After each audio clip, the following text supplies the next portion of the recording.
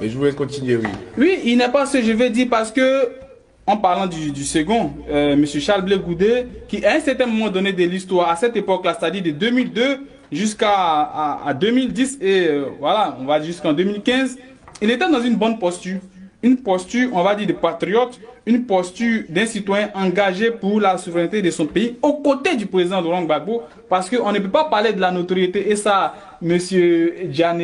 Allez-y, continuez. Monsieur Djenabi aura le temps de Monsieur Djenabi réagir. me donnera raison, on ne peut pas parler de la notoriété de monsieur Charles Blé Goudé sans brandir, sans parler du président Laurent Gbagbo. Oui, Mais effectivement. aujourd'hui, on constate que depuis la création de son parti, le COJEP, en 2015, monsieur Charles Blé Goudé, aujourd'hui, est porteur d'un nouveau message, un message de division, un message de dénigrement, un message hypocrite d'ingratitude à l'endroit de son bienfaiteur, en l'occurrence le président Laurent Gbagbo. Donc je m'insurge contre sa nouvelle posture-là. Parce que... Contre la posture de Blé Goudé. Alors, oui. qu'est-ce que vous regrettez dans la posture de Blé Goudé? Beaucoup l'ont traité de sulfureux, d'opportuniste. Vous, qu'est-ce que vous le reprochez? Avant de passer la parole à M. Djenabi. J'ai écouté M. Charles Blé Goudé récemment.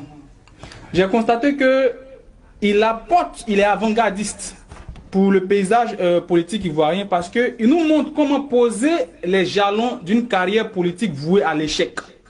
Je m'explique. Vous êtes dur. En effet, M. Charles Blé Goudé, celui-là même qui jour et nuit reçoit des pro-Gbagbo à la haie, des personnes qui se disaient pro-Gbagbo auparavant, et qui, lorsque ces personnes-là, avant de les recevoir, ces personnes-là passent leur temps à dénigrer le président Laurent Gbagbo en parlant de sa vie privée. M. Charles Blé Goudé les reçoit. Et lorsqu'il les reçoit, on ne sait pas qu'est-ce qui se passe, mais quand ces personnes-là reviennent, on va dire sur Paris ou alors rentrent en Côte d'Ivoire, ces personnes-là poursuivent leur dénigrement à l'endroit du président Laurent Gbagbo.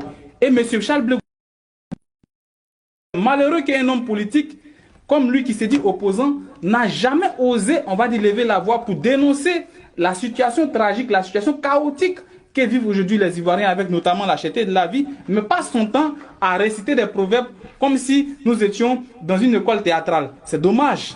On a bien compris votre agacement, M. Godo. On reviendra vers vous. On continue le cours de notre émission. Nous sommes effectivement sur les acteurs principaux de cette crise de 2010.